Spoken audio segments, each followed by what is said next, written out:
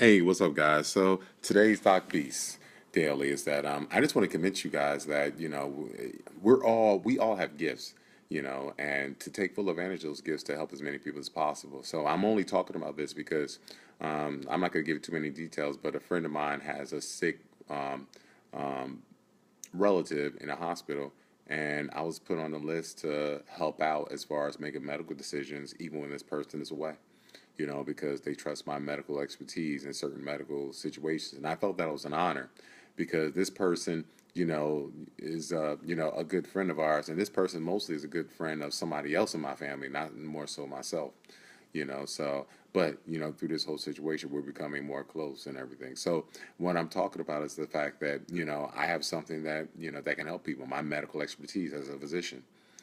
So I try as much as possible when people ask me for help. Don't get me wrong. I try not to step outside my, jurisdiction as far as going into other specialties that I'm not certified in and giving my opinion about that. I try to stay very clear of those. I try not to give too much crazy medical advice um, in a situation where I don't have the medical tools that I need with me to actually make those decisions, or I don't have the medical environment. What do I mean by that? I'm a doctor. I can help you out with heart attacks, but I'm not walking around with an EKG machine with me all the time. Okay, I could definitely set fractures and help out with dislocations and everything, but I need an X-ray machine, so I don't have my tools with me. Also, the condition isn't ideal for me. You can call and talk to me about your symptoms, over the phone, but nothing beats the clinical exam of a doctor. Like I physically need to look at your face, look at whatever problem that your body. Like if you're telling me a rash, I need to see that rash in real time. I need to look at your vital signs. You could tell me the same story, but if I found you have a fever, that changes the situation greatly. So that's another reason I try to hold off from giving too much crazy advice because I want to make sure that I'm in the right environment and that I have my right tools. But at the same time, I still consider it a blessing. I'm a doctor, so I will do the best I can. If anybody has any medical, and I don't give people a hard time. You have any medical questions, I will answer any and all medical questions and also fitness questions, because it's a blessing. For instance, like with this person I'm visiting in a hospital, they trust my judgment. They trust this person has no medical training, the family member who I'm doing this favor for, but she trusts my expertise in this area. How can you do that? Listen, if you're a chef, volunteer. Volunteer for a friend of yours to, make them a dinner or make them a lunch or volunteer to help them out with an event for free, and you'll be the chef. If there's any other talents that you have, such as, I don't know, if you own a large company, if you're, volunteer your services for that family or for a group of people for that short period of time. Donate or be an advisor on a project to help those group of people. See, that's another example how you can actually use your gifts to help as many people as possible. Do an event like I'm doing in January and take the proceeds and help out your friends. So you all. Oh, thank you, thank you, thank you. Thank you. Yes, it's your gift. It's your gift. You are a gift. All of us have talents. All of us have talents. So I just feel blessed today that I was able to offer this to somebody and give them the peace of mind. That while they're off taking care of other business, that they have somebody in their corner who's not only cares about them but who's competent to make decisions. If you want somebody to help you out, you need somebody who's competent and care. Yes, giving back is important. And one thing I love about giving back is that if you think about, if you were to, if you were to sit around in a circle, and I thought about this, if you were to sit around in a circle and have a ball, and say like it's five of you sitting in a circle and you have a ball, and I tell everybody every time you get that ball, give it to the next person, give it to the next person. Everybody gets to have a hand on that ball. Everybody gets to take part in that ball. Whether it's a bowl, you can make not. Let's make it a bowl. Thank you, thank you, thank you. And Helping Hands appreciates you because without you, Helping Hands wouldn't be possible. Erlene, you're the bomb. You're the bomb. Erlene, I'm just going to briefly step away. Erlene is actually the nurse that created Helping Hands and Beyond, that has a clinic in Haiti that's been hit hard. So all of your proceeds, even if you don't come to my event this coming January, I'm going to repost the event on my Facebook page.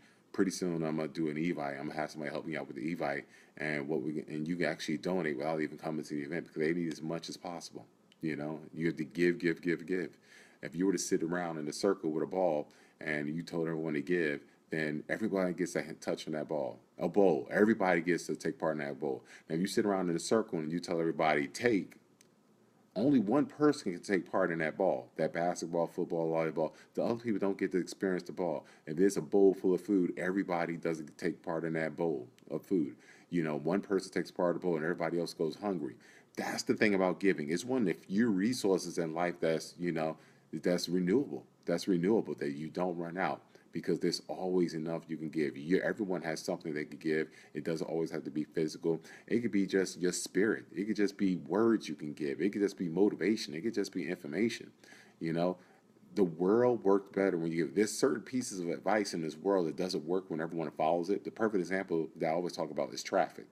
Now, if traffic is high at 5 o'clock, and I tell everybody, okay, traffic is high at 5 o'clock, leave at 4 o'clock. That's an example of a piece of advice that, it's not, everyone can't follow. Everyone can't follow because it's not good for everyone to follow, But when it comes to giving, that's advice that everyone can follow. That's advice everyone can follow, and you can never go wrong. If we live in a world where people gave more than took, then I honestly believe we could live in a world where there'd be very little crime, very little wars. Even even when it comes to giving. Oh, thank you, awesome. Yes, yes. Even when it comes to even when it comes to giving, just of yourself, just of a listening ear. See, when I'm talking about giving, giving comes in all ways, shape, or form. Just you giving your time and listening ear can make a difference in this world. Just giving time, to give the time. So that's my Doc Beast Daily. I'm doing this because I actually did visit the person I'm referring to. I actually did. I'm not gonna say the name, but I actually just came from a hospital visiting this person, and I swear to you, we take life for granted.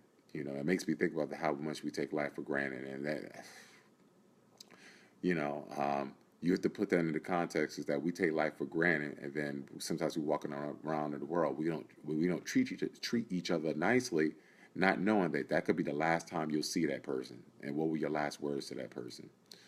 Um, we don't treat each other nicely, and you know, you could have made a difference in that person and what they said, and that person turns around and may do something bad to themselves because we're not treating each other nicely. Also, in the aspect that our bodies are gifts or temples, and we don't know how long we're going to be here, and while you're here, you might as well take the best care of your body so you can enjoy life to the fullest. That cake and ice cream, pizza, it's not going to be worth you, losing your fingers and toes 20, 30, 40 years from now. So, so it just made me think about how much we don't utilize life's gifts from a social, physical, spiritual, religious, and fitness point of view. We don't. So, but it definitely, yes, it definitely made me sad. Like, wow, wow. But the good news the good news that I have is the person actually I got to speak to. It's cool. I actually got to speak to the doctor myself, and the person is going to do well. They think the person's going to do well, which is good. Which is good. I'm glad. That's going to be good news. They more than likely. I'm not going to. I'm not. Let me not overspeak. The person more than likely is going to do well. There's always a chance they may not do well, but the person more than likely is going to do well. This person had a very, very, very, very, very serious medical issue. So, but the person may do well. All right. So listen, everyone, get out there.